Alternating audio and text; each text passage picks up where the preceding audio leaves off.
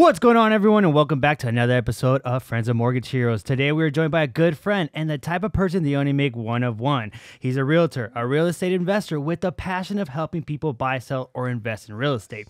Yes. If he's not real estating, he's probably out, exploring the world and, sharing a few drinks with his lady.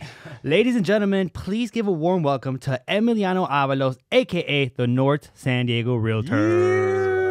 Let's go. What a great introduction there, huh? Me up. Yeah, let's go, bro. Like, who you talking to? Where's this guy at? Yeah. Out of nowhere, we were just small talking. Let's go. Like, bring the energy up, man. Yeah, there you go. It made me feel like, damn, that's you. That's you. Yes, that's me. And you just share your age with us. I mean, bro, I am so impressed. You guys just keep getting younger and younger and younger. I don't know where you guys come from, how you can make them, but I am so proud of you, and I'm just so honored and privileged to be here a part of this. Man. Bro, so how was your trip, man? You just got back from Yosemite? Yep. It was good. Went out there for Mother's Day. We took our mom out there, me and my siblings, and good times. I mean, everything's so picturesque, beautiful. We're trying to see some bears, hopefully. There you go. We're trying to see bears. Saw some deer, but yeah, it was cool. It was really cool. It was surreal. I don't know. These waterfalls just made me think like a lot in abundance. How there's just more like so much abundance in this world, and there's so much for everybody. Even though it's still a small space and the players are still the same players, but in terms of like just what's out there, it's just so much, and it's really get hang up on anything that's like. Oh, I definitely feel it's always really good to disconnect to reconnect back. So I'm sure that was a fresh breath there. Yeah, no service for sure. Yeah, so, 4 days without service is a little weird, and I like posted after I came back. This so guy's still out. Like, wait, you're at the office, but you're like there, you're here. I'm like, dude, I didn't have service for 4 days. Let me like let me enjoy my post. I gotta extend my stay for 3 days. That's awesome, man. Everybody know. And all this for Mother's Day, huh? For Mother's Day, yeah. That's pretty my cool, mom, man. Yeah, she's always loved waterfalls. She's never seen like a great one, so we're like, all right, we gotta go to Yosemite this year. First time. First time. Gosh, I've never made it. For this, I made it was Mammoth, and that's about it. Oh, okay. It's not I need too to far. do it. It's not too far from there. Yeah. 2 hours, I think. I was somewhere around there. Yeah. Right, exactly. I got to make that, but that's awesome. That's beautiful. Mother's Day. How do you make time with your busy schedule? And man, you're just well accomplished, and you're just get these projects done, which is pretty cool. How do you do that? I don't know. Well, I think real estate in general is really cool because it gives you that flexibility. I was still taking calls. I was actually negotiating a big repair for the house that I'm buying, and I was on the phone and on the computer when I could. So it's just being flexible and like people say, you just make the time block and you're going and that's it, and try to make the best of it and try to be present at the same time. But other than that, you're always juggling. Like they say, work-life balance doesn't exist, and I kind of believe that because you always get tugged, a little bit harder or looser depending on how busy you are. Yeah. But just always try to make time, and don't get too overworked is what I would say. That's awesome. So sticking on that topic, what would you say like drives you, bro? Like where do you draw your passion from? Where do I drive my passion from? I think it's definitely a chip on my shoulder, being the youngest guy in my family. I think that's like going back and forth. It's really where it comes from. I'm very competitive in a way, like. Hey, Vic, we're coming for you in the golf field. Yeah. The golf course. Vic. Miguel, Shouts out right now. Bro, Shouts out right now. We'll put some money on it. Officially calling you guys out. There it is. That's 4. That's 4 right there. That's a 4. Dude, that's a foursome. I'm just down for some good competition. That's like where I really find my biggest enjoyment. Like right now, I'm trying to get back into sports, playing soccer as much as I can. I'll play basketball with some real estate guys. I'm always down to golf. There you go. I find my true enjoyment. Like even I'm not good at all. I'm like average at best, but like if I got another guy that's average, it's me against him. Like, yo, let's go. We're gonna average the shit out of this right now. We're gonna like miss all the shots, But hey, man, it's just fun. We were talking in general. We were talking earlier, and Andy was like, "Hey, so I start off the golf game really bad, and then I end off even worse." Oh man, dude, do I want to go play with you then? Hey, I'm a fun time. It's a fun time. That's awesome, man. So tell us a little bit.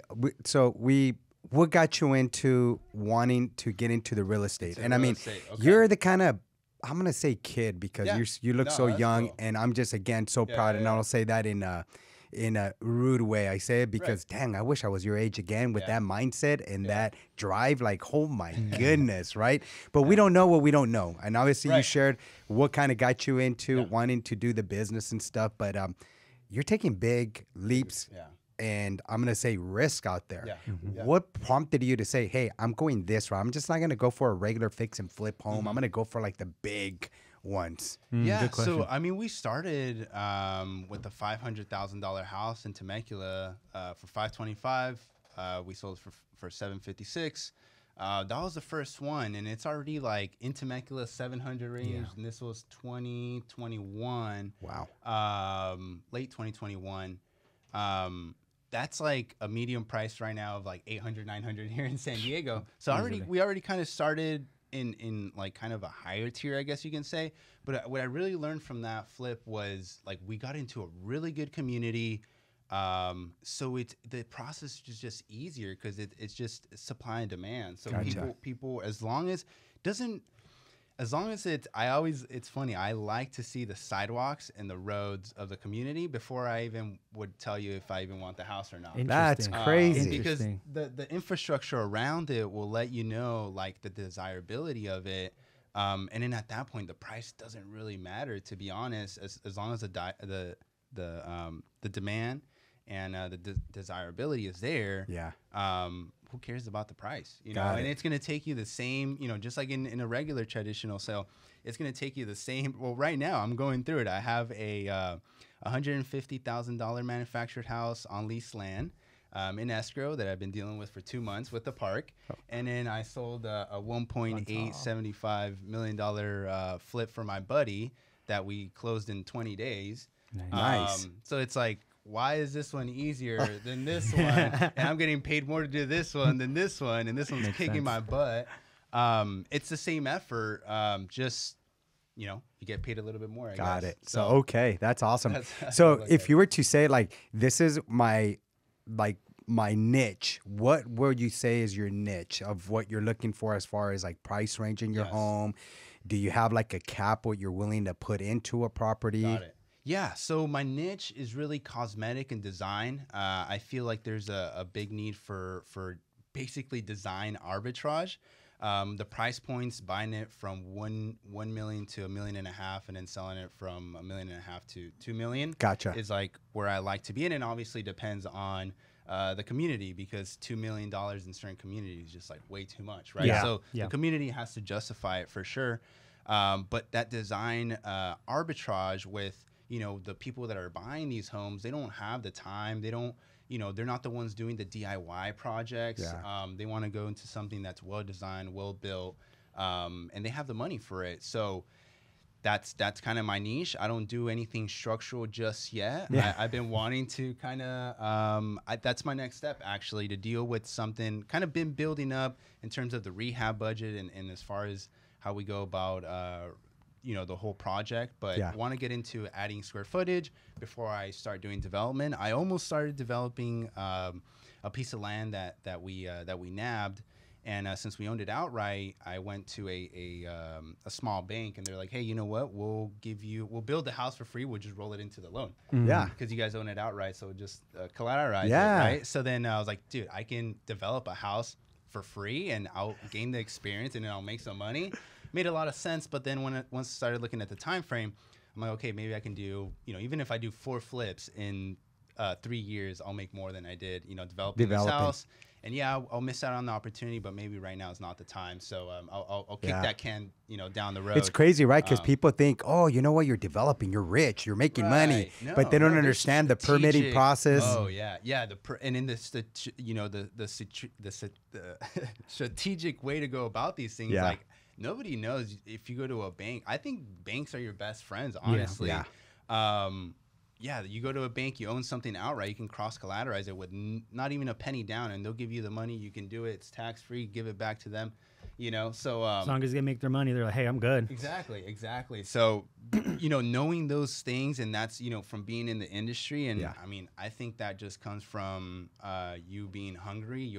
Because there's been, you know, people in the industry longer than I have, and maybe not know that piece of information, but it's like, how hard do you work for not just your client, but for yourself? Like sometimes I work for my clients really hard on the residential side, and I'll have other people like, you know, I don't know everything, so it's good to know people that know more than you and give them a call. Hey, you know what? I'm in this situation. What do you think? And they'll be like, hey, you're doing way too much. That's like the buyer side. I'm on the listing side. I'm like, no, but I want to know this because what if I run into this situation? Like I genuinely want to know. Like my curiosity expands my knowledge in a way. Absolutely. So some people, it's like if you don't have that curiosity of like, if you hear something and you don't know and you're not curious about it, I don't, you know, I sympathize with you because it's hard to grow and learn if you're not like constantly like, what did he say? What's that word?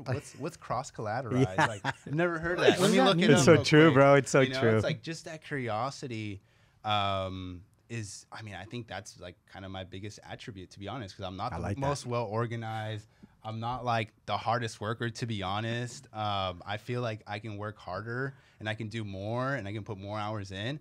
But just the curiosity of it kind of gives me that edge over everybody, I guess. That's pretty cool. So, I mean, bringing it to like, you know, the millennial generation, I feel that, you know, a lot of us like to work smarter rather than harder. And how would you say we leverage our tools, you know, compared to other generations? I feel like, you know, we want to take on more risk at times.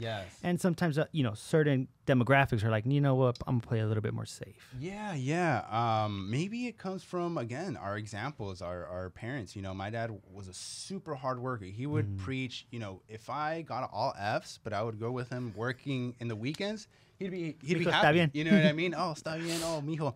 You know, it's like un buen trabajador siempre tiene dinero en su bolsillo.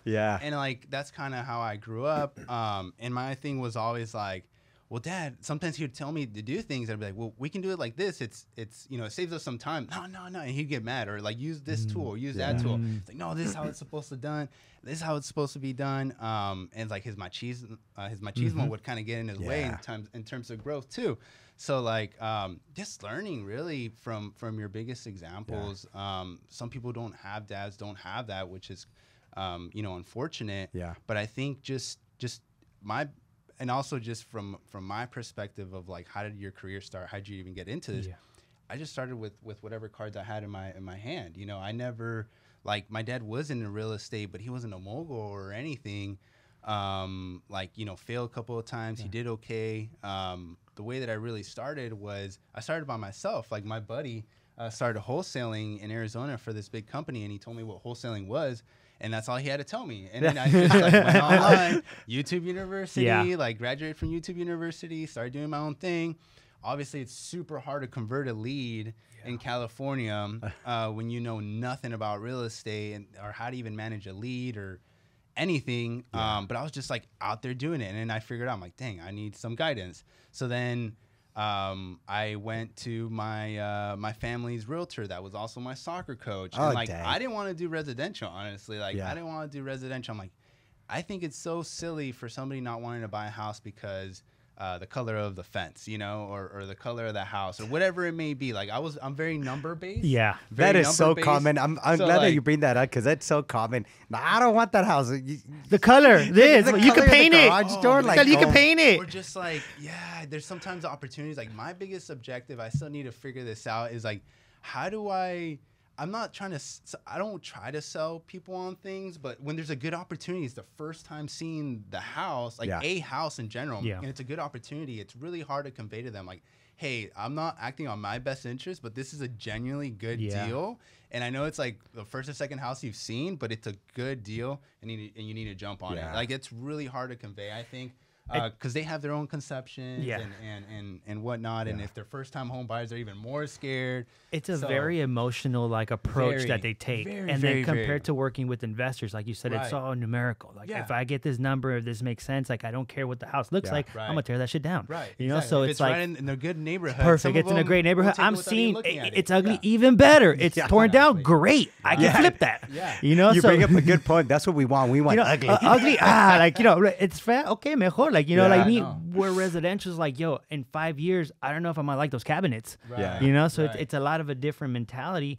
But I feel that, you know, in the current state, a lot of the people that are able to buy right now in the residential side are flipping their mentality to seeing it more numerical and more logical rather than, you know, emotional. It's not the house that I want right now. Well, maybe it's going to be a stepping stone for a Right. couple of years. But if you're not Exactly. prepared, you lose out on those I opportunities. mean, earlier Yeah. we're talking about the differences in traditions and stuff. You mentioned your dad, you know, the ego, the machismo and Yeah. stuff like that. That's what he was brought up with because we Right. didn't have so much information yeah, out there, right? of course. You millennials, what you have is you have a lot of information now. We Yes. have the social media platforms where now you kind of go in there and you start scrolling and well, man, this guy's out doing Section 8 and he's Yeah. driving a freaking Rolls Royce, right? Well, how is he doing it? Now you click like, well, if he's doing it, Right. why can't I do it, Yeah. right? Exactly. Kind of like you mentioned earlier before we got on here was you mentioned your dad failed a couple of times, but he's the kind of man that just, I'm going to fail forward. I don't care who's around me, what's going to happen. I'm just looking at the outcome. And if I'm going to fail, I'm failing forward. He's learning. Yeah. And the cool thing about that, he passed that failing forward to you. Yeah. Yeah. Right, He did. He because did. now He did. you take a look at things differently. You're talking about the psychology of things, the looking at the sidewalks, Yes. looking at the neighborhood, understanding the community, what's coming in, what's leaving. Like that's powerful. Right. I mean, most people your age aren't thinking about that. They're just looking at it like, I'm just gonna flip that. That Yeah. numbers make sense right there. I don't care what neighborhood it is, but you're like more laser focused, Yeah. which is that will separate you from the rest, and that brings a niche. Yeah. And that's normally what is the driving force behind people is identifying that niche, which seems like you got it dialed in. Yeah, you just kind of fall into it. Because identifying a niche, or just identifying like the word to identify from the outside in a niche is pretty difficult in general. Yep. You just do things and you get into the rhythm of it and you kind of fall into it by your own actions. I like that. You know, like luck. I believe luck is out there, but the more you do the work, Compounded the more luck momentum. comes to you, right? And it's like, No, I think it's like compounded momentum. Yeah, like yeah, you're no, literally no, just showing that's up, like actually a hitting really up, good hitting way. up. Like Yeah. it is Yeah. luck. Some people will look at it with that's- luck, but they didn't see what you were doing before you got to that's that right. That lucky should be a point. quote. That should be a quote right there. Yeah. Luck equals Compounded momentum. That's what it is, and a lot of really successful people are like, oh well, luck has a lot to do with it, and it does, but it's compound momentum. And breaking that down, it's literally trying a whole bunch of shit that you don't like Right. over and over again until you hit that one thing that you're like, oh crap, I like this, I'm good at this. But it wouldn't have happened if you didn't fail, if you didn't hit all those other like markers that you weren't meant to, but it led you to where you needed to be. And I think that's the most important thing that a lot of people miss, where it's like, I'm not getting what I want right now, I'm not getting what I want right now, but maybe it's not the right time. But if you keep moving forward, it will happen. But if you stop, well then good luck, you have no option. You have no my option there. my first flip. The reason why I didn't get it is because I didn't know what hard money was. The first freaking That was an expensive lesson. Yeah, no, it was. So sometimes you don't know everything, but it's like you have to have some curiosity behind it. Yeah. So then that's a big driving force, because if you focus on the I don't knows rather than the I knows, then it gets you further. Yeah, that's pretty one crazy. One of the things that Will taught me actually, and I think everybody in this room holds the same character, is that we have that twitch muscle in us that we're gonna shoot and then aim. It doesn't matter if we don't know what we don't know, but by doing, we'll understand and we'll figure it out. And I think that's one of the things that I'm very grateful of doing, that it's like just go do it, and if you fail, well, you'll figure it out. Exactly. And that's the biggest thing that holds people back, that I don't want to fail. I don't want to learn. It's true. It's true. But yeah, failure is definitely you learn more by failing than you do. Oh yeah, I mean, even when when you did your successful first flip, how good did that feel? That felt really good, but it wasn't like completely fulfilling. Like it's funny because you do get there and then you're like, okay, like I did it. that was cool, but it's like already done. You're getting now what? Now it's like now what, right? So then after that one, I was like, our next one we're gonna do is gonna be $1 million. Yeah, Let's go. And when you were going through that first one, how scary was it in the beginning?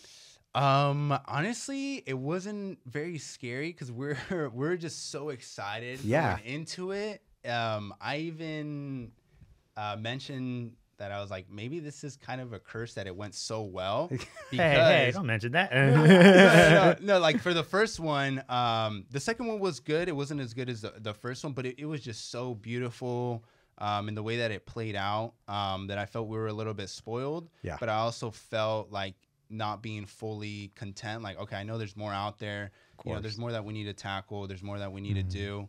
But it felt good, honestly. It did feel good that I was able to achieve something that I honestly had been trying to do already. Because I was in 2020. We ended up finishing, selling it all in 2022.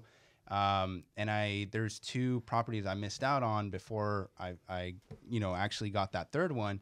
So it was like it was relieving that we had a proven method of what we can do, and then now how we can duplicate this, right? Yeah. And then how can we attack maybe a higher price point? So that was the first one. And I'm sure just like anything you were doing on the first or the second one, there's lessons always, right? Always. And then everything is new too, because you're like, okay, I already learned. 'Cause we definitely made some mistakes on the first one, small mistakes. For example, one was we ordered the countertops too early, and then it turned out that one was already cracked, but because we had already ordered it, we couldn't return it, and that was $1,200 that we missed out on. Not a big deal, doesn't break the bank, but it's like it's just a lesson. And it's funny, I have a little piece of trophy quartz countertop on my desk, and I'm like, that's my lesson right there. $1,200 lesson. Yeah. That's awesome. And That's a learn, reminder. Something new, and it's like what already happened to you shouldn't happen, and hopefully it's not going to happen. I'm not going to let it happen, but it's always the new things, the unknowns but those are learning lessons. And that's why, I'm here, not a robot doing it. Cause if it was just a robot doing everything, then it's, fairly easy, but that's what human emotion is. Like you got to go and figure all these micro things that come up, and that's why I get paid, damn I guess. quartz. So what advice would you give to somebody that might be on the sidelines that wants to invest? They have the money, let's say, and they just don't have the expertise and are like, I'm afraid. What feelings would you say? Find somebody that you like, partner up with them, whether it's just a fixed return on your money that you're just a silent investor and you're putting your money in. I think that'd be the best way in the door. Nice. Because now you're putting in game, you're coming in with money. Now you're giving that person, you're giving yourself a reason to ask everything you want about and learn everything you want about that particular on it, subject, and make some money on it, because now you have access to that person because you're providing actual value. Now, if you're just some person that wants to get in, I'm always down to teach people whatever I know. But then now it's like, it's going to be while I'm at the office or like on a Sunday night. If you give me a call, maybe not. But if it's an investor or a client, like I'm taking that call matter where it is, what it is. So it's like you're like a little more prioritized in that way. But you're bringing something to the table. So then obviously, you're going to get something back. I'm glad you mentioned that. Here's the thing, as obviously I'm way older than you guys. You guys could be my children here, or I could be your grandpa, whatever. But here's the thing that we're trained with is we don't like to use our resources, right? So that's one of the things, like we don't use our resources. I don't want to inconvenience him. I don't want to impose. The other thing is, I don't want to partner because then I make less, right? Then I'm going to make less. Or what if he doesn't, do what he says he's going to do? Then it's just going to all go in shambles, right? So I really think these are really bad misconceptions. If you start a partnership, and this is what a lot of people don't realize, if you start a partnership up front properly by writing everything down and making sure that everybody's going to stay in their own lane, that could make it a longer lasting relationship, right? And what people don't realize is, and I'm sure you have partners, and that's why I'm sure you're successful as well, because you learn from them, vice versa. But you're able to encounter more projects. Because now, if everybody stays their lane, there's one that knows how to analyze the deals better. There's another one that knows how to find the deals better. Then you got the other one that has the eye of going into the property and just seeing design-wise what's going to be best, right? Right. No, absolutely. I think you have to humble yourself a little bit and be like, hey, let me go under this person, learn everything I need to know, because they obviously have done it and know a little bit more than I do. And then once I know, then I can do it however I want to do it. But within that time frame, you have to humble yourself and do things the way they want to do it, and maybe bite your tongue here and there. But then you're going to get your opportunity to do it however you want. And then if it's not the right way, you might make some mistakes, but that's on your own time, So humbling yourself, using your resources is definitely a big one. I know, we kind of are shy. I've always been really shy about that. Like I remember showing up to, real estate events. I wouldn't say, anything, because I didn't want to seem, uneducated or super new. And it wasn't until, I learned more, then I was super confident going into these meetups and just talking to people and talking to them about game, like very specific questions where they're like, okay, like this guy's doing it. That's why he's asking me that. It's not just like a general question. It's like, okay, this guy's barely starting. So I think knowing game and then hunting those people that know more than you, and then they automatically, every person that's really successful, they always want to pour into somebody else because they always see themselves like it's like a reflection of themselves, right? It's like, oh dang, and that's what I say too. Like if I can teach somebody something that I wish I was taught, like that I'm all game for that. 100%. I think that's beautiful because I feel like you owe it to that person in a way, but like you guys value for value help each other one out, and I think that's the most like powerful type of partnership where it's like the money will come, but if you guys are helping each other, building together from the ground up, value for value, you're not eating, I'm not eating, but we know that we're going to eat together down the line. I feel that's the most powerful type of partnerships because Synergy. Once you start with the money and then the money dries out, then you really realize what type of relationship you have. I mean, you're there for the money there. You just got to give. And that's what I noticed. A lot of people are giving now. And I think people learned it from Costco, right? You go to Costco and when you're walking through there, but I love that. They always have like free things. And you kind of go through there like, hey, smells good over there. Let me have that. And they're giving it to you like, eat. So that later you want to buy that, right? Absolutely. I don't know if you guys are so young for this, but Red Bull, that's the way they started. Red Bull started with these cars, and they would go and give free Red Bulls to a bunch of people. And if you look at it now, bro. Celsius, thank you. They fell off. Miguel actually brought it up the other day where he's like, Red Bull, where you at? Monster, where you at? You guys killed it in the early 2000s. Now I see Celsius dropping a new flavor every other week. Yeah. And so it's definitely giving more than taking. Like for example, my mom, I'll tell her a little bit about like clients or situations. She's like, oh my gosh, like I'd be so stressed out. It's like you just how do you deal with it? It's part of the game. Like you gotta just like there was a particular client that we fell out of. I was on the listing side. We fell out of escrow 3 times because they were just so stubborn. Their house was in disrepair. They didn't want to sell. They wanted to sell top dollar to a comparable that was better than them, and they were just fixated on a number. And I kept doing my thing, open houses, bringing offers to them, and they just kept shutting them down. Or we would go into contract, and it was too high for the buyer, and we'd go through the inspection, and they'd figure out what needed to get done, and then we'd get dumped. So and my mom knew them, and she was like, oh my goodness, like what are you doing? Like I'm like, Mom, you just gotta give, and then eventually it's gonna pop. So like there's certain people, and it's like also discipline and some ego too, because maybe they have a certain high expectation, and it's like maybe a little bit unrealistic, and it's just easier to be like, hey, you know what, let me drop you off and I'll go find another seller, and like depending on your ego, right? But if you're just like, no, I'm here to help, and if I can genuinely help them and we can make this work, obviously the conversations would get very serious after the second time, because it's like, all right, guys, like, we gave it a shot, because I'm always down to give it a shot, because I don't want to shoot somebody's idea, especially if it's a homeowner and they've owned this house for 20 years. Like, all right, let's give it a shot the way that you want to do it. Let's give it 2, 3, 4 weeks, whatever time frame we settle on. And if that doesn't work, let's take my professional approach. That's awesome. Right? Because I'm not gonna come in here, especially being young, telling everybody what to do and like I know it all, blah blah blah blah. I know the comps and blah blah blah, this and that. It's like no. Let's do what you want to do first, and if that doesn't work, we'll go ahead and go with my plan. This is where the true professional kicks in. Well, it makes sense. You're like, submissively leading them. You think that they're leading the way, but you're kind of just pushing them in the right direction. Exactly. You're right there behind them. And then same thing with the relationship too. You gotta be, as a man, you can't be like macho and like, no, be submissive. Like, let's work it out. If you want to do it that way, that's cool. And if that doesn't work, then we'll do it, my way.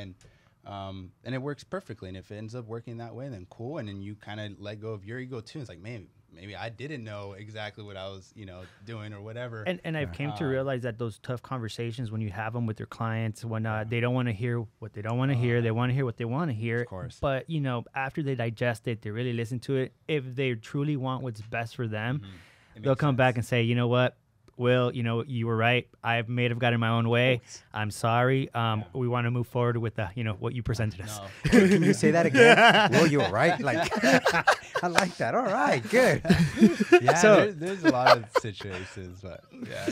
Hey, Emiliano, so tell us a couple of your projects. I know you got a few Yes. projects. What is one of the projects that you're currently going on right now for people to understand a little more? What is it that you really do? How do you Yeah. really get dirty here? Nice. Okay, so currently have 2 projects. One we just closed in escrow. It's a La Jolla condo.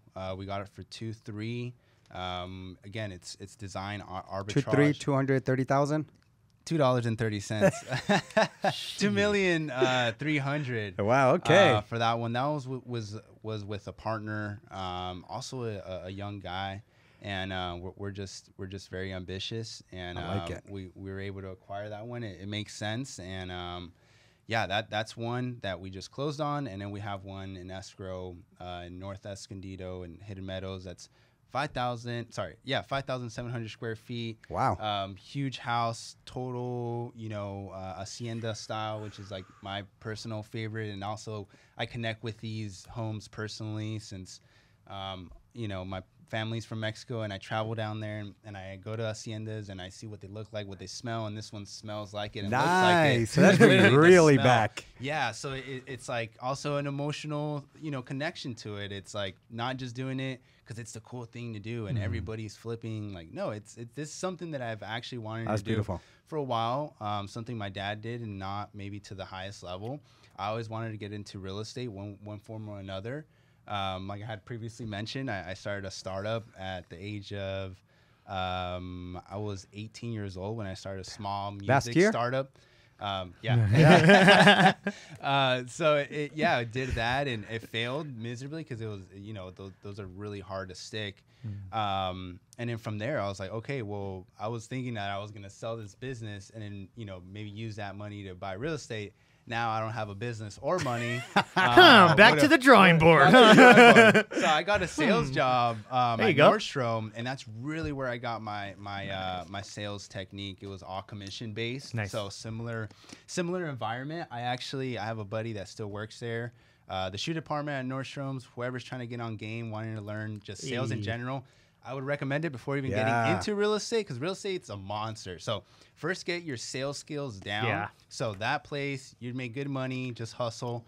So that's And you where I meet a lot start of off. good people. Oh yeah, you meet sure ton you of meet people. high Especially network you'll people. sell them a house down the line. Yeah, too. especially So, when you like, see them going into like the Ferragamo and all Oh, that I'm gonna go help section. him. I think that's maybe kind of where these higher end homes. I learned how to talk to rich people as I perceive them, and it's like different conversations, different way to interact, right? Different way. Even if they say something snarky, it's a different way to deliver a message back to them without offending them, but letting them know you're being heard. Yeah. So it's like these different techniques that you learn along the way. And I think just sales in general, when you're in real estate, sales is just learn to talk to people in a cordial way. Yeah. That's Communication all it is. is it. It's funny. Communication. I'm glad you bring that up because people interpret sales like you're a car salesman, right? No, that's But not what we're here to people sell. don't realize that everything we do in life is sales. Oh, yeah. When I go home and talk to my wife, Yes. it's sales. I gotta still keep that relationship going, Sometimes right? I don't You gotta sell it. Yeah. Yeah, and There's the this bad- Sometimes book. I don't sell it. Right? There's a So- book called To Sell Is Human.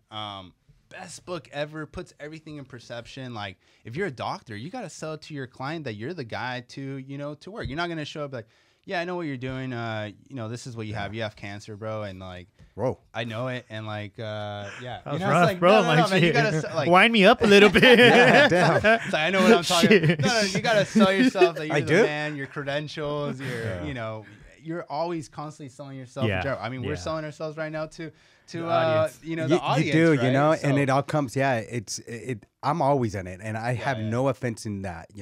I sell myself to my kids, my grandkids now. All that. That's why I'm wearing pink because we just had a granddaughter, so I got to Tao, represent Gian, that. Devin. But it's all about sales. It's how you're making that person feel, and when you meet them at the first time, you got to sell yourself. You got to put yourself like if you're going through that interview, right? Like how are we gonna connect? How am I gonna pay attention? So you maximize that relationship. Right. A lot of times it's just like, hey, Emiliano, ¿cómo estás? And then see you later, right? Like, Yeah. no, you got to go in there, Emiliano, how you doing? What is that you do, man? Like, I'm curious, right? Like, let me get more information so that we can maybe collaborate later in time or whatever.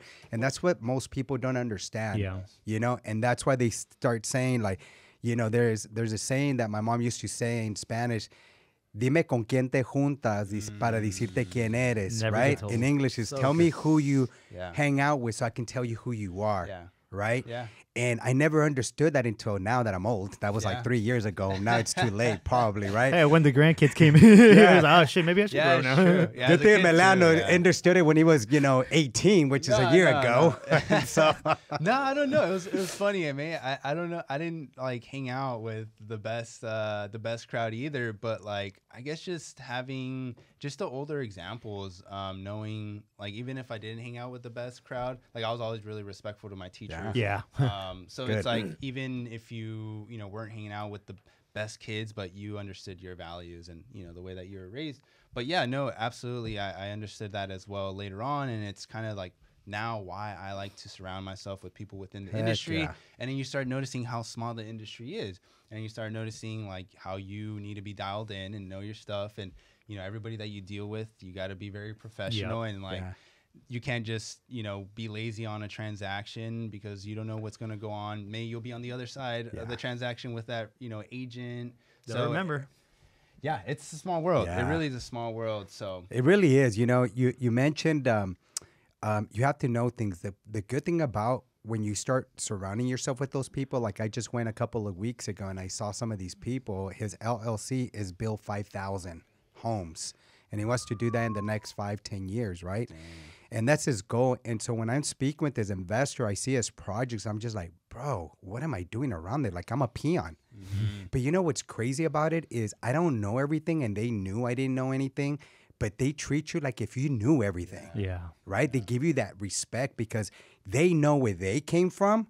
And all they want to do is just like throw all this information to you free of cost. And you're like, well, bro, like, it's not gonna, really? Like, it's going to cost me nothing right now? It's like a selfish want. Like, you want to help somebody, but it really, at the end of it, you kind of want to make yourself feel good. Like, oh, I helped that person. But you do that through their success. You do that through their success. Like, if they do good, you're like, I did good. So we did good. Too. So it's not selfish because we did it. No. So but it's selfless and like fulfilling, not selfish, but humbly selfly. Humbly selfly. It's just we're in the note of giving back. I would like to go back to that hacienda. I mean, I love how you said this brought me back to my childhood, pretty much, right? So you're in this project right now. Can you tell me a little bit, like, what are you purchasing? What is your intentions for this? Yes. So you know It's funny because that house was on the market. It was viewed by a ton of people. A lot of buyers went out to check out, but it was just too much of a project. Also, just creating the vision of what this house is going to look like. It actually got remodeled in 2017, the kitchen and the bathrooms, but it was so distasteful and so, I mean, not distasteful, but so particular to the to the owner that it's like not everybody's going to want that. So it's like understanding what the market's going to want, and then the ability of like what can you do with this space. And then that comes a little bit with experience and creativity. But yeah, it's like the backyard is immaculate. It has an infinity pool. It's got like 2 big old palm trees that are like 50 grand each. So it's like understanding how to identify opportunity at the same time.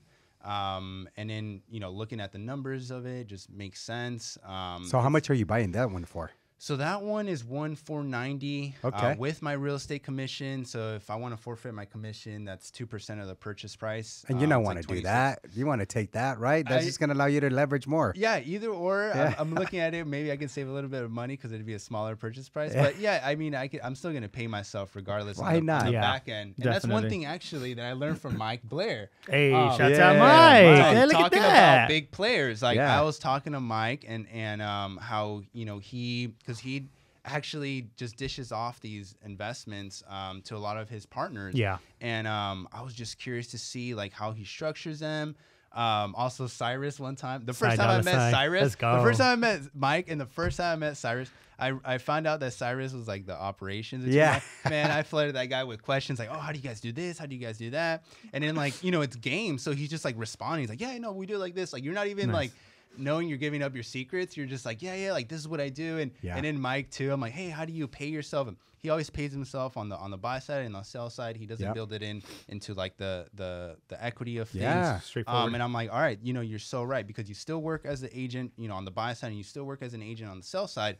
Why are you just building that into what you're already providing? Plus, you're managing the deal, and then you're managing some contract. Yeah. It's like, okay, you need a self-worth, right? Yeah, you need to know what you're worth, and that's something I learned from Mike. And from now on, I was like, I'm always gonna pay myself on the buy and on the sale, because you still do the job.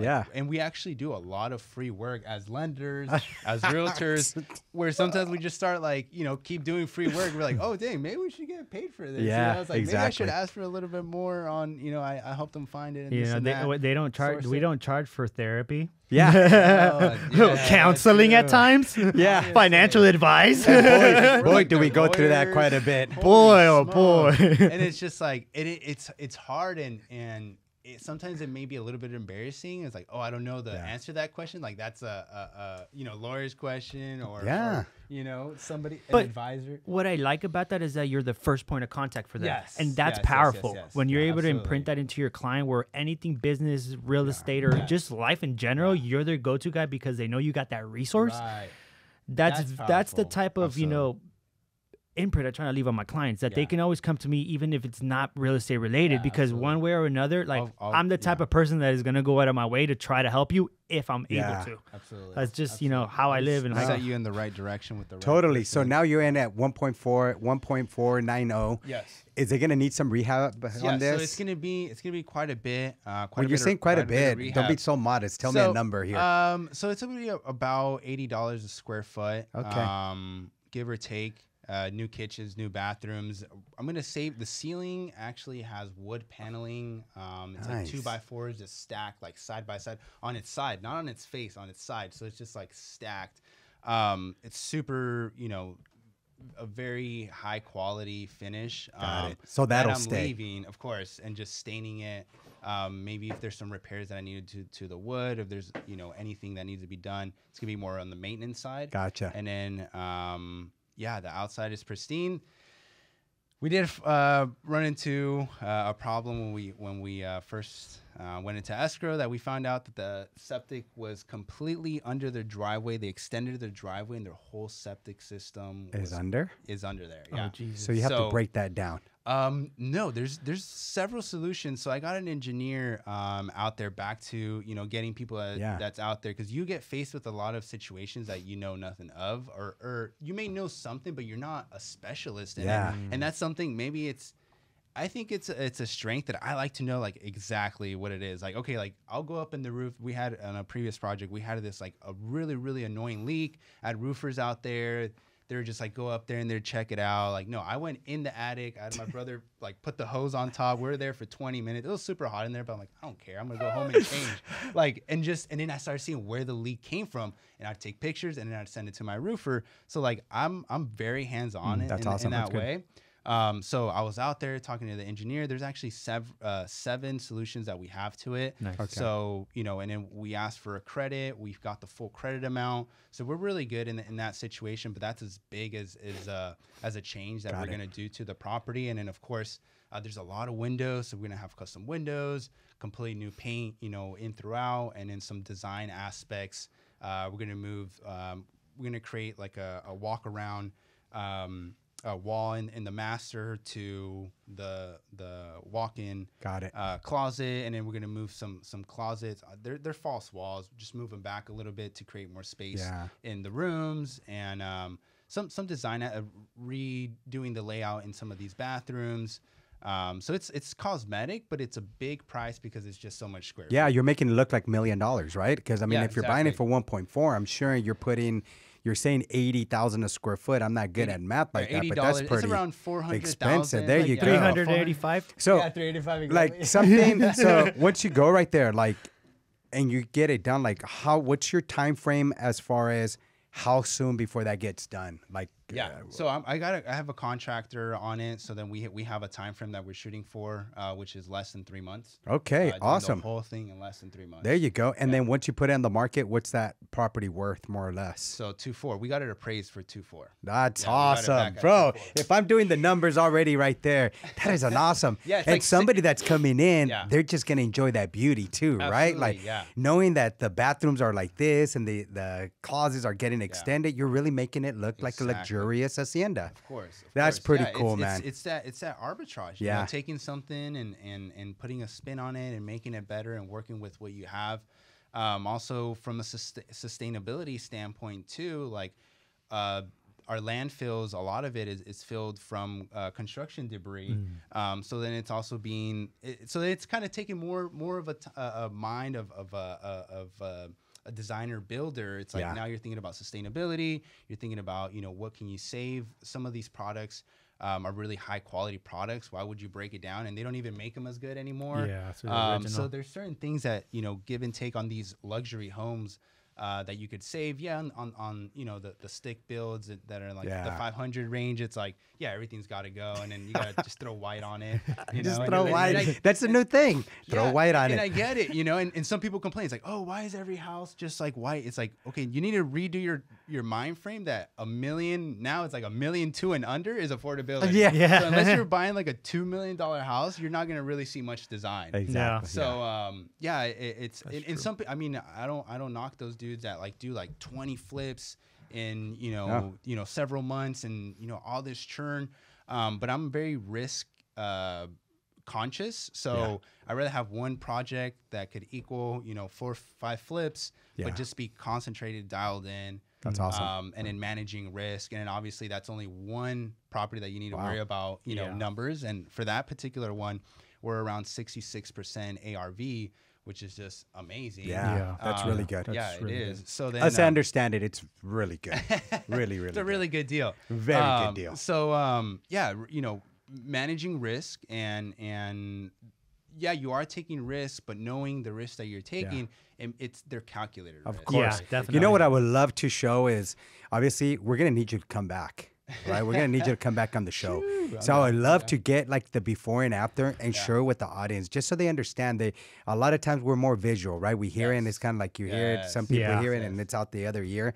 But when we see it, it's like, whoa, that's pretty cool, you know? And you were very descriptive in the way that you explain everything that's happening. It's like I could always paint it in my head. I was like, oh, wow, we're in the living room now? Oh, wow, all around, we're going to do that? That's crazy. That's pretty cool, man. Well, congratulations with that. I mean, you got 2 great projects, and obviously you have the right team surrounding you, and that's what makes you want to take these risks. Of course. You know, and I'm just, man, I'm just so honored and privileged, and just feels good to see that you guys are getting younger and younger, and you guys have big cojones to want to do this. Because most people, we say we want to do it, but once we see what it entails, I don't think I want to do all that. You know what I mean? We take the easy route out, right? Gotta just jump in. So, Emiliano, we're getting right here to the end of the show, bro. Thank you so already? much. I wish we could stay on here forever. Thank you guys. What is something you want to sign off with, bro? Like, anything we might have not touched subject on. Yeah, just play your cards. Whatever you're good with. Whatever you get. Do the best that you can. Kevion, he's an agent in OC. He says, show up, do my best, and let God do the rest. Right? Oh man, I like Kevion. So I love that. Oh, you guys know I love that. Yeah. He's a beast. Yeah, he's a beast. Love that guy. He's just like his mind frame. Like everybody goes through the same thing. Just like Nipsey Hussle said, like we all go through the same seasons, but it's just how we handle it. And this guy's like mind frame is so strong, and like any negativity, he'll turn it into positivity, and in a very non-corny way too. Because there's a lot of corny people. No, bro, but his story is just phenomenal. His story is crazy. You could tell he's genuine. Real. Yeah, you could tell he's genuine by the way he delivers his message. Honestly. Emiliano, where can people tap in with you on social media? Your number? Yeah, Instagram for sure is the best. Emiliano 1 of 1. I think we're all 1 of 1s. And when I was like trying to find my tag, I'm like, of course. It's like I like that. Emiliano 101. That's awesome, dude. Heck yeah, bro.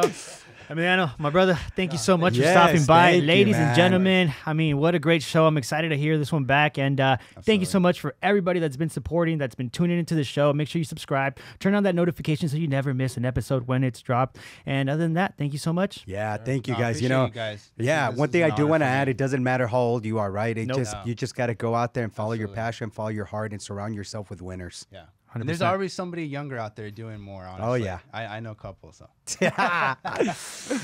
All right, man. All right, guys. See ya. See ya.